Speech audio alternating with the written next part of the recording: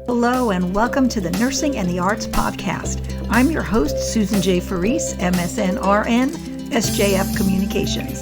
Here we will listen to stories from nurses that use the creative arts in their practice or in their personal lives.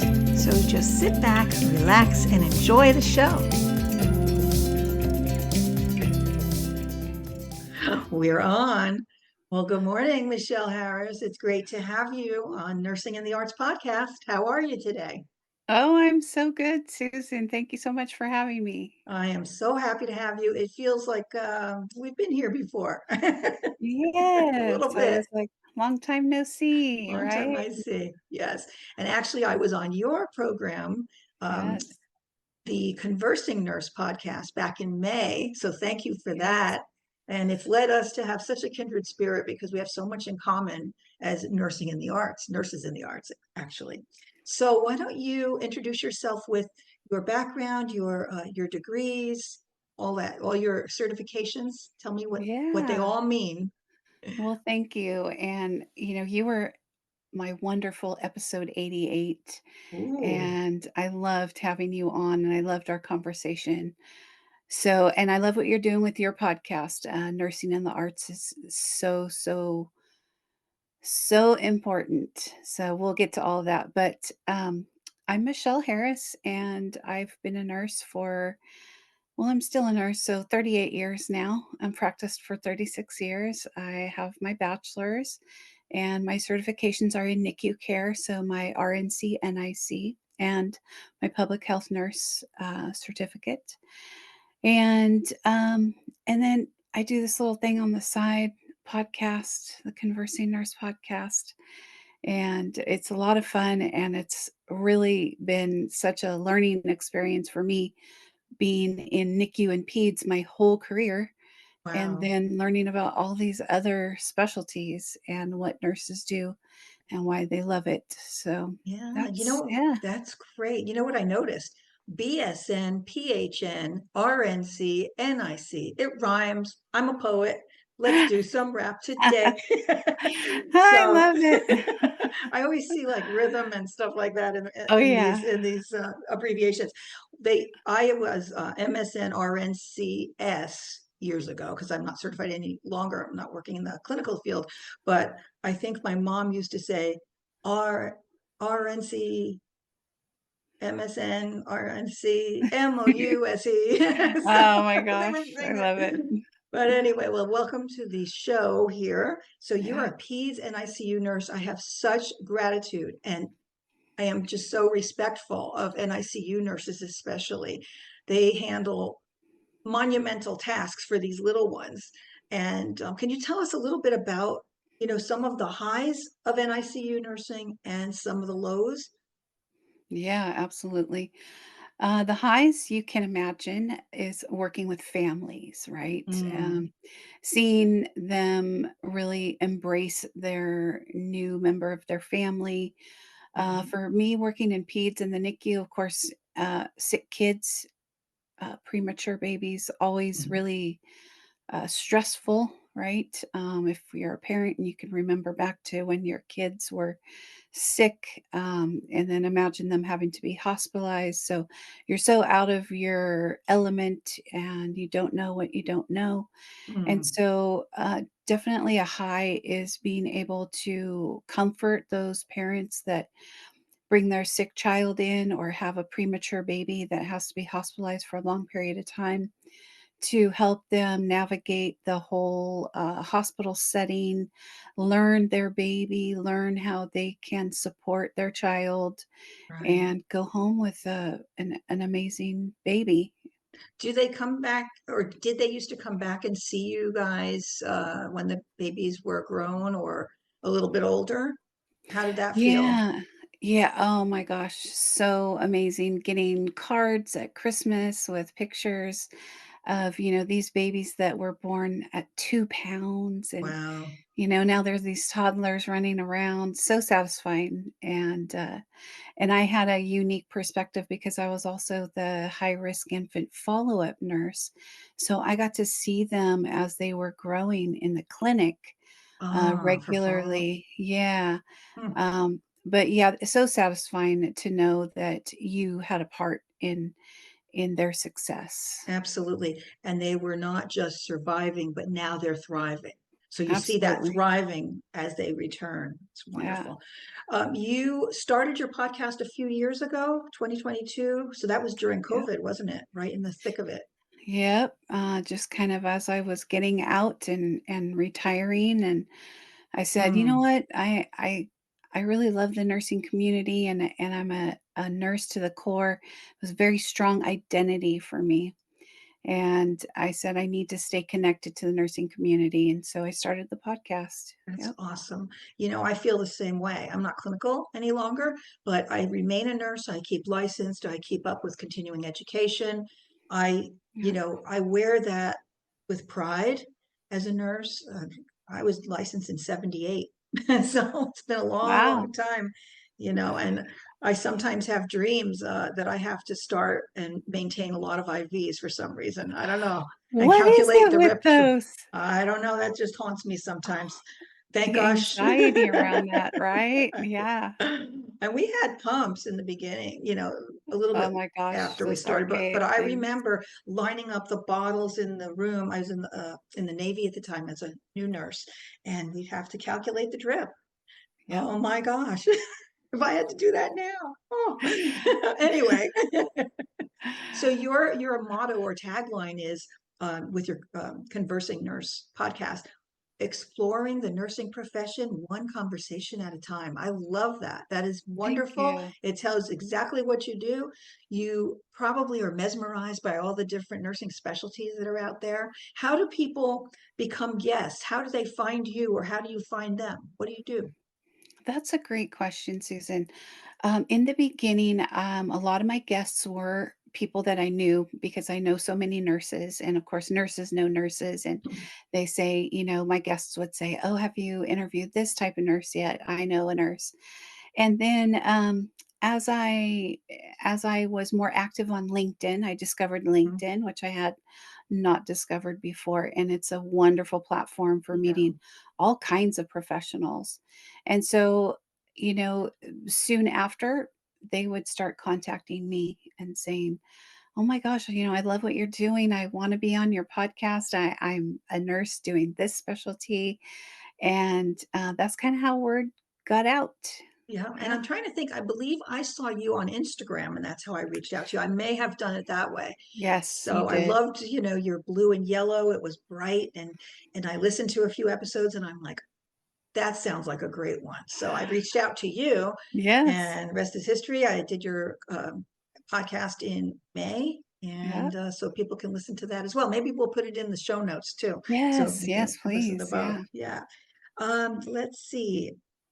I saw on your website that you like to travel and Yes. that you're a grandma and you like to volunteer. Can you talk about each of those? Where's the latest place you've been to, and where do you want to go sometime in the future? Telling us about your grandparent days and how fulfilling that might be, and what you do for volunteering. Yes, I do like to travel, and my listeners know because I talk about it a lot. I have a lot of travel anxiety. Unlike you, I am not a spontaneous person.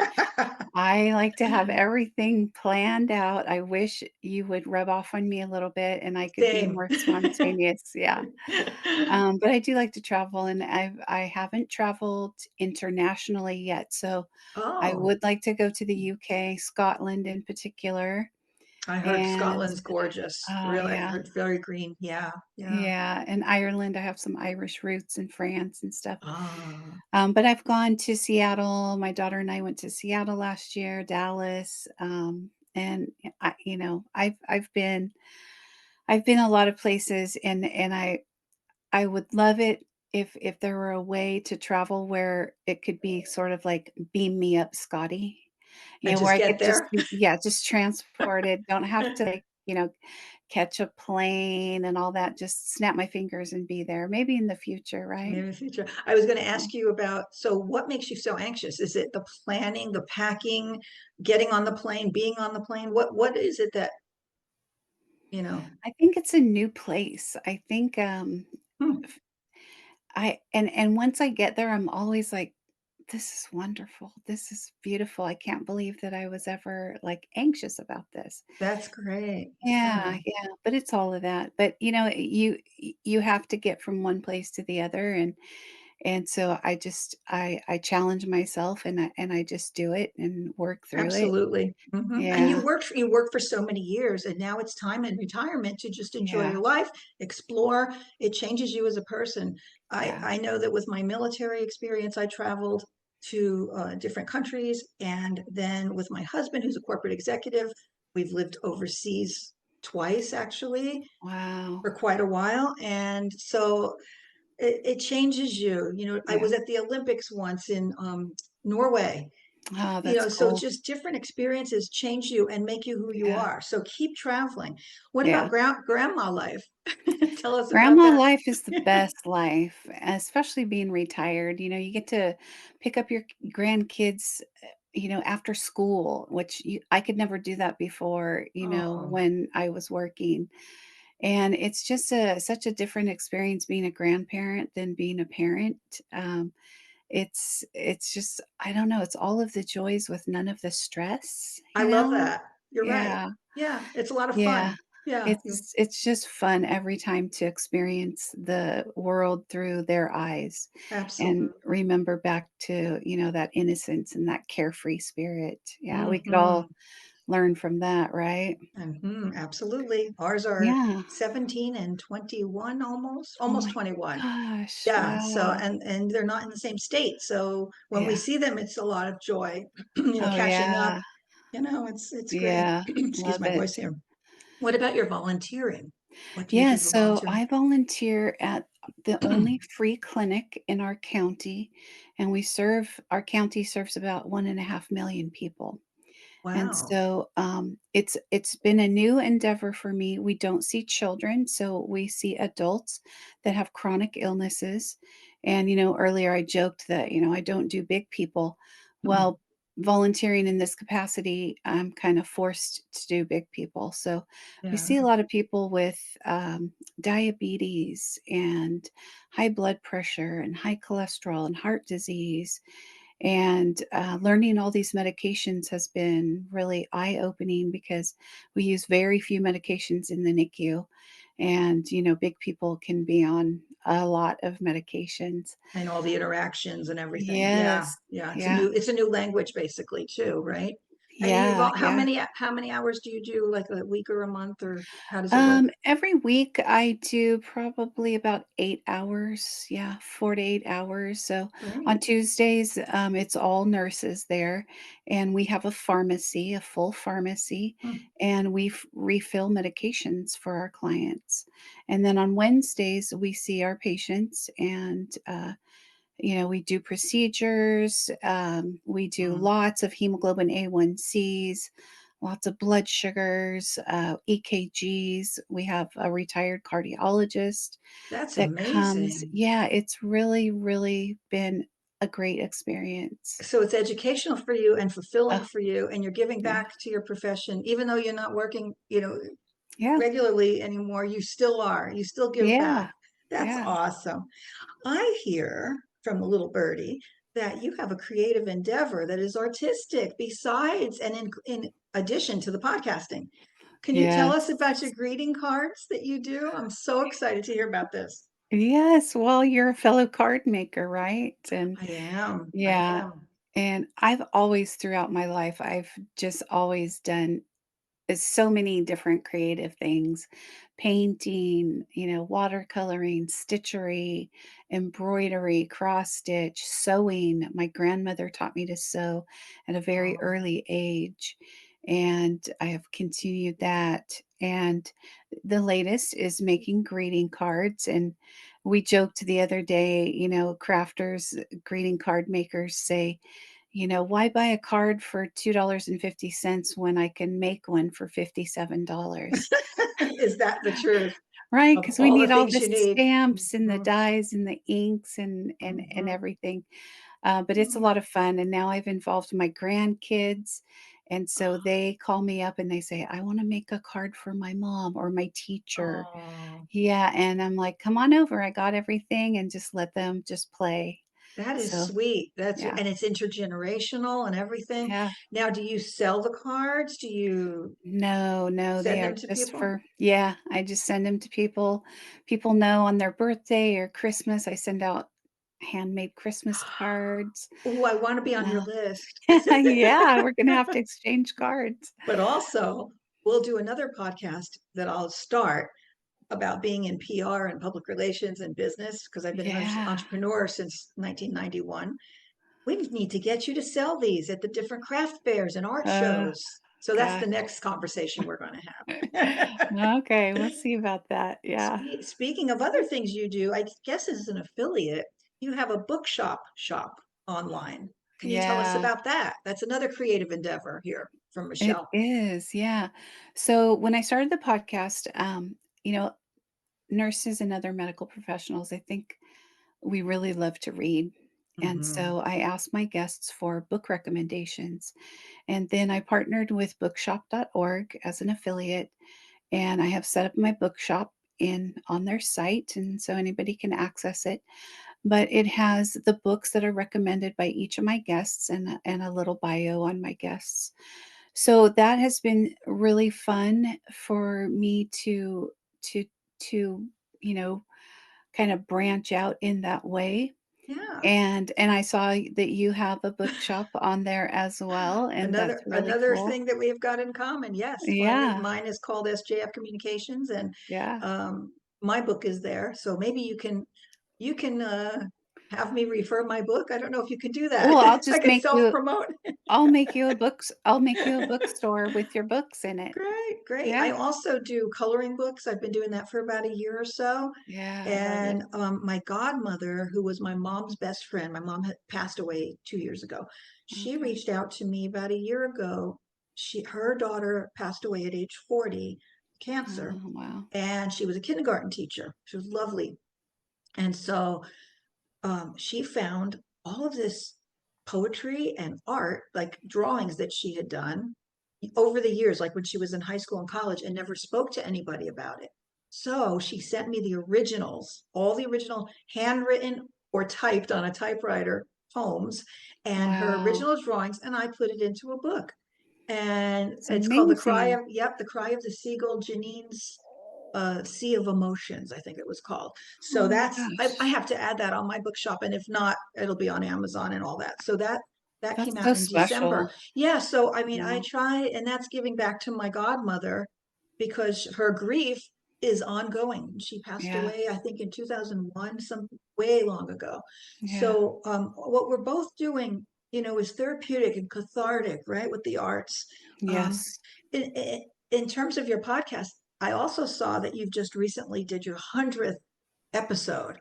Is that crazy? Wow. And I listened to it on my walk as I do my neighborhood walk. So I heard your brother. Can you tell us about Yeah. that? That was kind of turning the tables on you, right? Yeah, it was so cool. Yeah, my brother Chris Patty, he was my 3rd guest, and he's a nurse researcher at, our local institution and just super smart and really was, my older brothers were the motivation for me to become a nurse. I watched them care for my grandfather after he had a Ah, stroke for many years as teenagers. They would get home wow. from high school and go over to my grandfather's house and change out his Foley catheter and get him up in the wheelchair and shower him.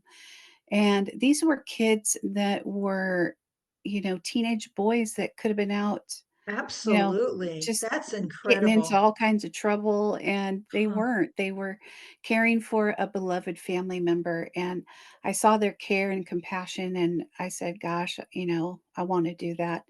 And then hearing them come home with stories of being nurses and the pride and the excitement they felt, I Hmm. was like, "That's it for me, I'm gonna do that." But, yeah, my brother interviewed me, and it was just a lot of fun. So, yeah, you guys could check that out. Yeah. Um, I was just doing a screenshot. So Yeah. it interrupted us for for a second here. Um, are there any other?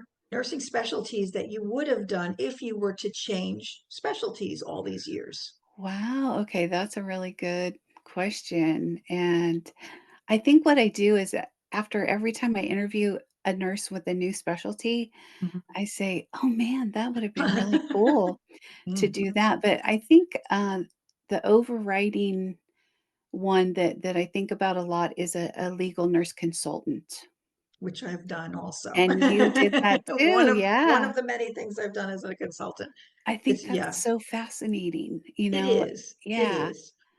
Some people testify, and I was a behind the scenes consultant. So looking at the case from, a bigger picture and screening it for if it should go forward or not, looking at everything, and finding experts if needed, that kind of thing. It's very rewarding. It's fairly lucrative. And it's just one of the things that I've done. I like change and I like spontaneity, yeah, as you know. And so every geographic move made me look at what will I do now? Because if it was a different area to get the nursing license in, or, so I basically started a business in 91 and I've been more of an entrepreneur ever since getting out of the military in nursing. Very interesting life we both have here. Um, so what nursing specialty haven't you had on your show well, we that you talked like? about this yeah, we talked about this behind the scenes the other day, and, a nurse ethicist. A nurse ethicist. Nursing is the most trusted profession for 22 years running, according to the Gallup agency, and there's a reason for that, and, I think ethics is a big one, and Mm, we are ethics are all around us in nursing every day, and we practice ethics, but we don't talk a lot about it. And mm-mm. there's not a lot of press on it. There's not a lot of continuing education on nursing ethics. So I would really love to talk to a nurse ethicist. And you gave me some wonderful resources, and I'm going to check those out. So thank you so much for Great, that. Yeah. great. Yeah. But yeah, I think that's just such an interesting specialty and one that affects us all in nursing. That's great. That would be a nice one to hear for myself too. I don't think I mean, legal nurse consulting, sometimes you're dealing with ethics Sure. also with whoever you're, looking out to examine, I guess. Yeah. So this has been a fantastic interview. I just love getting to know you. I appreciate you. You're doing so much. And I love your soothing voice. When I listen to your podcast, you calm me down. You're so kind. Zen, Thank zen. you. One last You question. Oh, so yeah. go ahead. I'm No, sorry. thank you for the compliment about my voice. I have no control over it. It's just something that God Beautiful. gave me, and people have teased me, they've said that I should do a sleep podcast. Sleep podcasts are Mm, very popular, and, you have to have a soothing voice for that. So maybe that's another avenue that I'll take. Who knows? absolutely. Read some books that are on the Yes. shelf that are not that interesting, maybe, I don't know. Yes. Something like that. And Exactly. lastly, what do you like to do for fun? What's your fun Oh go-to? gosh, for fun. Man, I don't know. I swim a lot during the summer. Oh, mhm. I love my pool. I'm absolutely blessed to have a pool because it's very hot here where I live in the And summer. where are you living again? Yeah, so Visalia, is it? Yeah. Visalia, Visalia. California. Yeah, we're just a little town of about 150,000, right smack dab in the middle of California, very Wow. agricultural area. Yes. Yeah.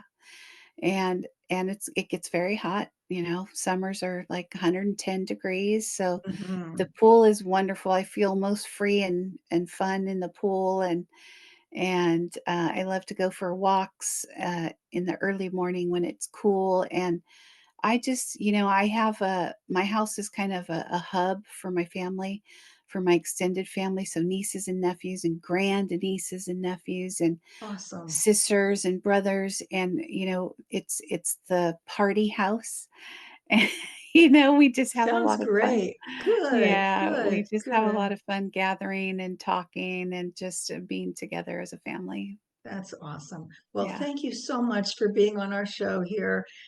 the Nursing and the Arts podcast. We're still in our infancy, so I may call you for some tips. I don't know. And I I love love what it. you do. I love your snippets that you do at the end, the 5-minute snippets. And I love your colors and your logo and you all around you. You're just great to have around and a great resource for nurses. And please, if you haven't listened to the Conversing Nurse podcast, please, we will put that in the show notes and visit, and hopefully you'll be a guest too someday. So thank Thank you, you so much, Michelle. Susan. I Great love what talking you're with you. doing. It's so vital to the nursing profession to have a creative endeavor, to have a creative outlet, and keep it up. I love what you're doing. Oh, thank you so much. Have a great rest of the summer. Talk to Yeah. you soon. Okay. Take Okay. care. Thank you so much for listening to the Nursing and the Arts podcast. We loved having you here. And don't forget to sign up for our Facebook group, Nursing and the Arts, as well. And for information, you can email info@sjfcommunications.com.